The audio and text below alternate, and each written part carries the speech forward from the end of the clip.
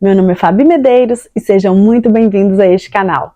O caso de hoje se passou nos anos 20 e foi assim, gente, um caso que mexeu tanto com o imaginário brasileiro na época que o nome Febrônio, que é quem vai protagonizar essa história que eu vou contar aqui para vocês, esse nome ficou banido dos cartórios. As famílias não queriam de forma alguma colocá-lo em alguma criança porque acreditavam que a criança poderia vir com algumas condutas desviantes e então realmente era um nome assim que ninguém admitia colocar no seu filho. Eu considero que é um caso triste porque mostra como que a mente de uma pessoa, quando ela enlouquece, quando ela não está sadia mais, pode levar, né, a pessoa a criar personagens, seja como fuga, proteção ou até mesmo para justificar atos de pura insanidade, de pura maldade. Eu convido vocês a ficarem comigo até o final dessa história, que é interessantíssima, muito mesmo, por todos os lados. Se você gosta desse tipo de conteúdo, deixa o seu like para mim agora no início do vídeo, porque ajuda muito o YouTube a divulgar para o máximo de pessoas possível. Se inscreva também. Siga lá nas minhas redes sociais, eu vou deixar aqui na tela para vocês. Lá vocês vão encontrar conteúdo muito diferente desse aqui do YouTube, mas também muito legal para quem gosta, é só me seguir por lá. Bom, mas é isso, se você gosta desse tipo de conteúdo, para tudo que você está fazendo, que eu vou te contar essa história. Vem!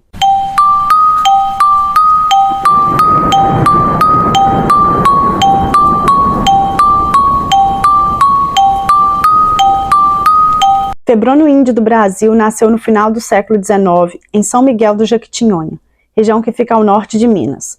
Seu pai trabalhava como açougueiro. Ele tinha 3 irmãos e todos trabalhavam com o pai. As brigas entre seus pais eram constantes. O pai era muito agressivo, né, e tinha o costume de bater na esposa frequentemente. Então a violência dentro de casa era muito grande, o Febrônio sempre presenciava tudo aquilo. Então, com 12 anos, ele resolve fugir de casa. Ele vai para o Rio de Janeiro, então em 1909 ele chega ao Rio, né? E ele acaba se envolvendo com marginais, ele vai dormir nas ruas, ele não tinha para onde ir. E acaba vivendo de pequenos furtos que ele praticava ali, né? Então, gente, ele vai chegar a ser preso 37 vezes em pouco mais de 10 anos. Acusado de roubo, de chantagem, estelionato. Então, assim, realmente ali começava uma vida de crimes. O Febrônio vai virar quase que um personagem, né?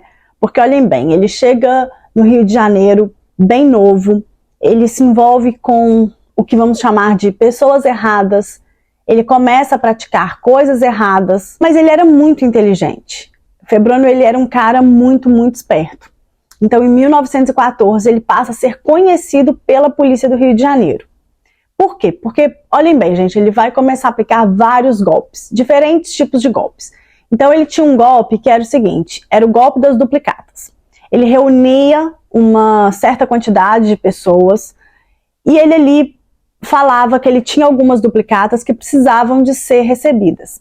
Essas duplicatas, elas eram forjadas. Como o Febrônio, ele, né, se passava por um cara intelectual, ele conseguia se vestir bem, então a aparência dele era uma aparência boa, ele tinha uma lábia muito grande para conversar e convencer as pessoas, então ele reunia essas pessoas, começava a explicar como que funcionava, que as pessoas tinham que ir a determinados endereços, e se elas conseguissem receber o dinheiro da duplicata, então elas pegariam esse dinheiro e dariam uma parte para o Febrônio. Só que o que ele exigia antes? Antes dele entregar essa duplicata para as pessoas, ele exigia que elas deixassem com ele 50% do valor da duplicata, porque era então uma garantia de que essas pessoas iriam voltar com dinheiro. Muitas não tinham dinheiro e não concordaram, mas muitas sim caíram nesse golpe e deixaram o dinheiro com o Febrônio, porém, quando elas voltavam, não tinha Febrônio, não tinha empresa, não tinha dinheiro, não tinha nada, porque as pessoas descobriam que os endereços eram falsos, que as duplicatas eram falsas. Então, assim, ele aplicou esse golpe diversas vezes e conseguiu juntar um bom dinheiro. Ele era considerado a escória da sociedade na época, mas ele tinha condições intelectuais, ele era muito inteligente. Ele conseguia criar golpes, dissimular, Ele tinha uma lábia muito, muito boa, como eu mencionei para vocês, ele se expressava bem, ele criava histórias mirabolantes, assim, em segundos. Ele tinha meio que esse dom, sabe? Ele se comunicava muito bem. Ele conseguia se passar por uma pessoa de um outro nível social. As pessoas não imaginavam que ele mal tinha onde dormir. Então ele conseguiu levar por muito tempo essa vida dando golpes em pessoas. Então agora já era 1922, ainda no Rio de Janeiro, o Febrônio começou a ter visões místicas. Pois é, gente, eu quero que vocês prestem muita atenção agora, porque é sério. Parece muito zoado, mas assim, chega a ser triste. Ele começou a dizer que tinha visões místicas, que ele foi escolhido, né, que ele era o filho da luz e que ele foi escolhido para cumprir uma missão muito importante.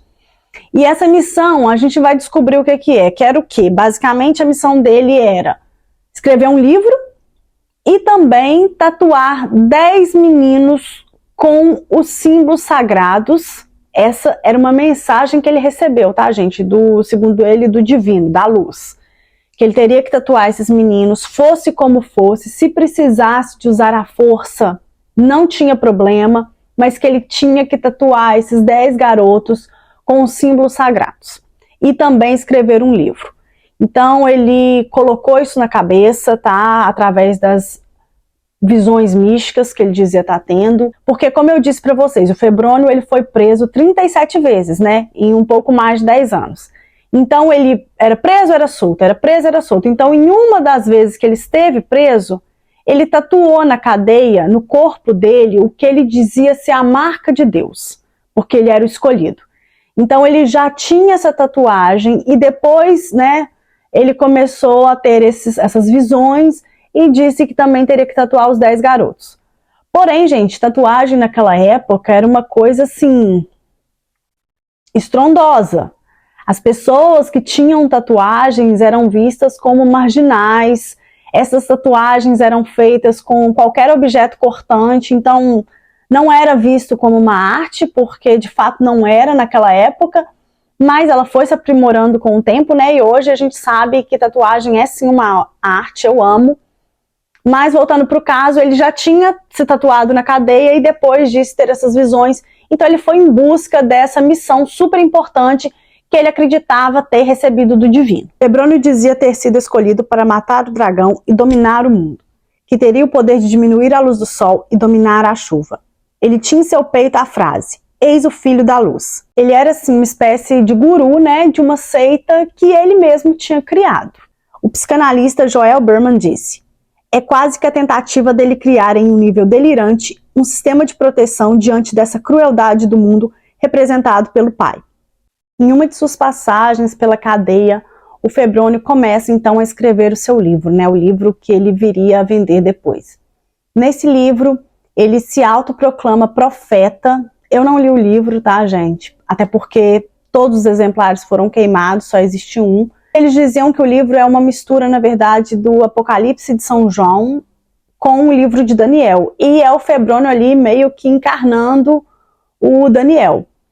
E no livro ele também tinha assim, como se ele tivesse deixado testemunho, sabe? Ele dizia que ele sabia que ele era rejeitado, que ele era mulato, que ele era pobre, mas que ele acreditava ser escolhido, ele era o escolhido, o livro dele tem isso, e ele diz ser o filho do fogo. Como eu disse a vocês, tinham momentos que ele estava solto, tinham momentos que ele estava preso. Então, em um desses momentos que ele estava solto, ele conseguiu um emprego num consultório odontológico, né? Ele foi trabalhar para um dentista, e esse dentista, ele era alcoólatra.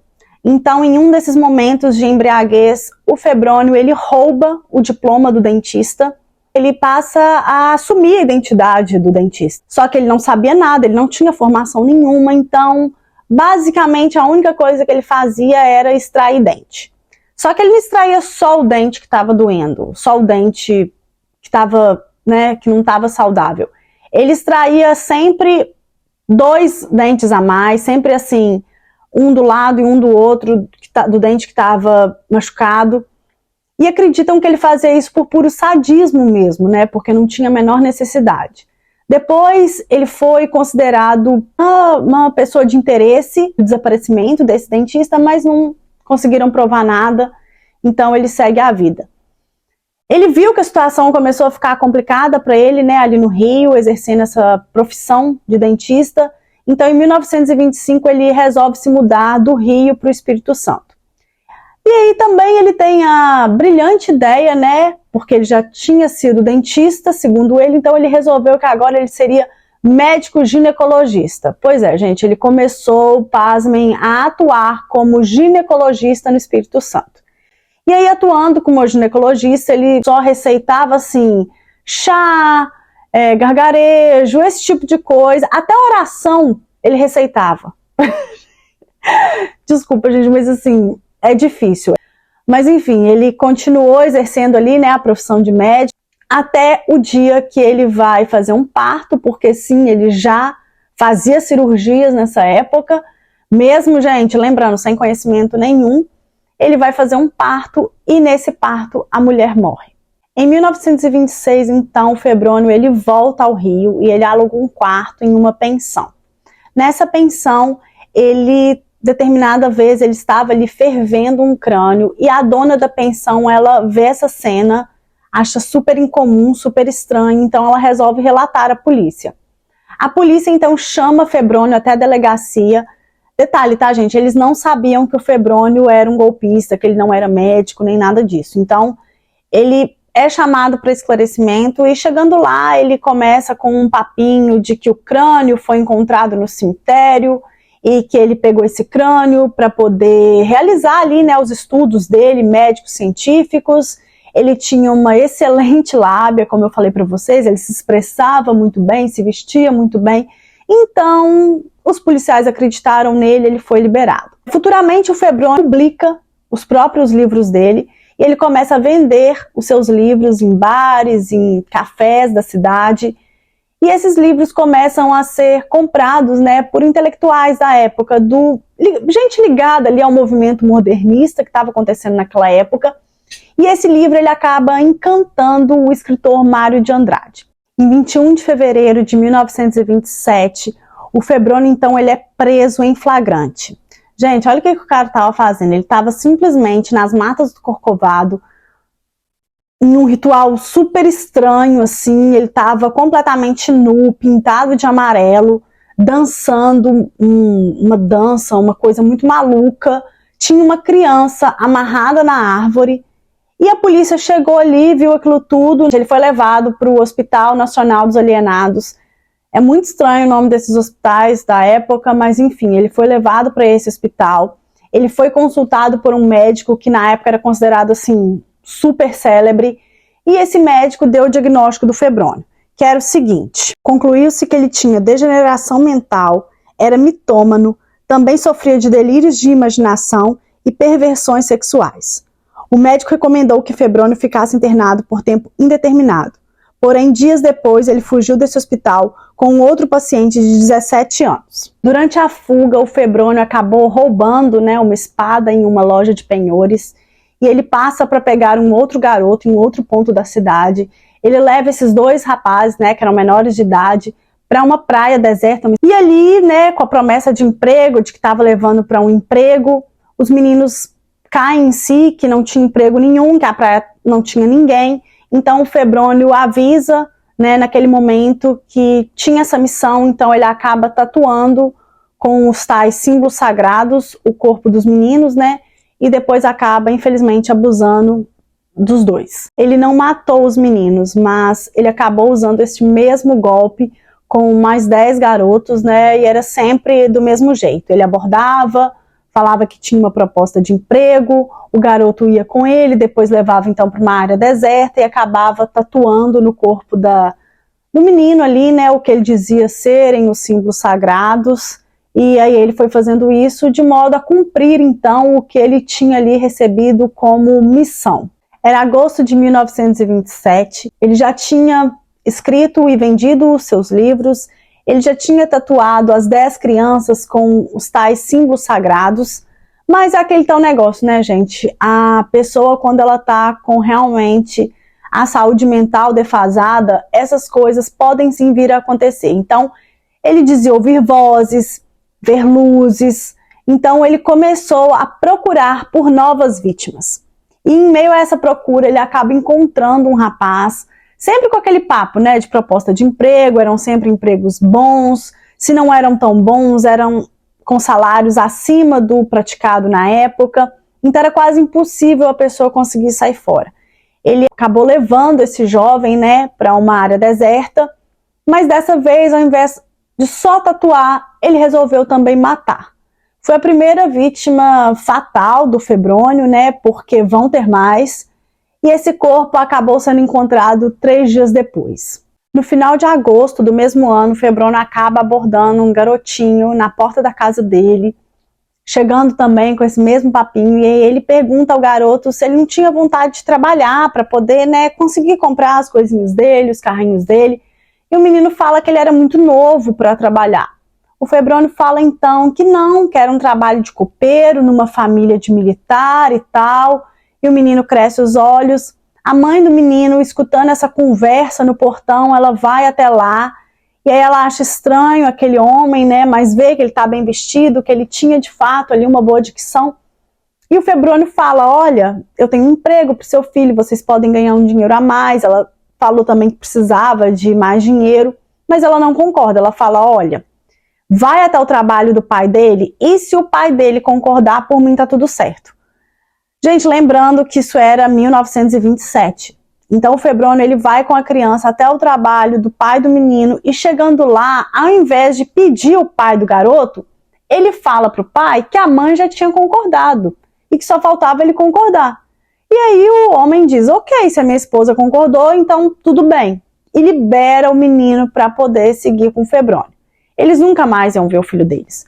Porque naquele mesmo dia o Febrônio levou esse menininho, né, para uma área deserta e também provocou sua morte. Os pais, né, ficaram desesperados, porque quando o pai chega em casa do trabalho mais tarde, a mãe já está desesperada e ele fala o que aconteceu. Ela conta que o menino não tinha voltado. Eles percebem ali naquele momento que eles tinham caído então em uma furada, que o filho deles podia estar correndo perigo, e eles correm para a delegacia. Chegando na delegacia, o pai do menino ele reconhece o Febrônio, né, em uma fotografia que já tinha lá, porque os policiais já estavam procurando o Febrônio. Então, 2 dias depois desse crime do menininho, o corpo é encontrado e o Febrônio é preso. Ao ser preso, o Febrônio gritava que ele estava sendo incompreendido, que ele não estava tendo o direito de expressar, né, a liberdade dele, cadê a liberdade dele de se expressar?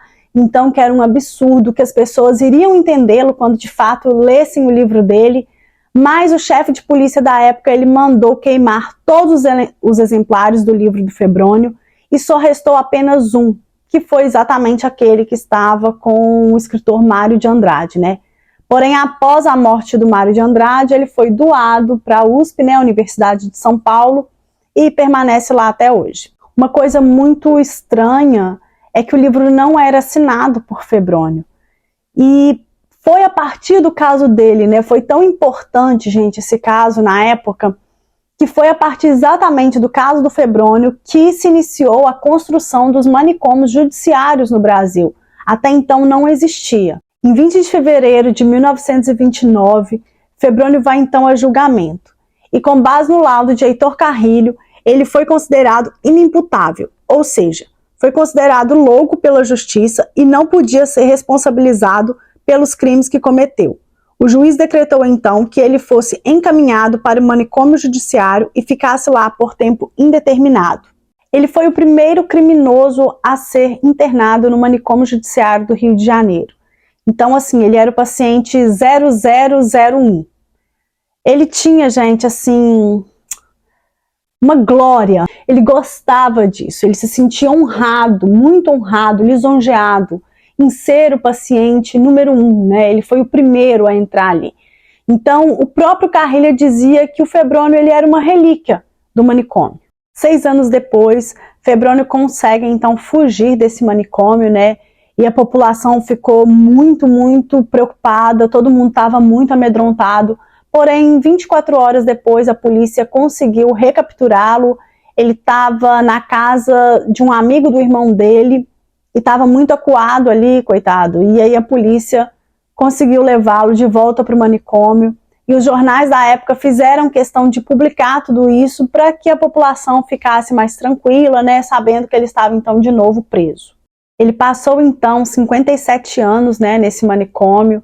E segundo as fontes, quando ele já era idoso, né, ali no final da vida, o estado dele era de total degradação física e mental, coitado. Então, o fim dele não foi bom.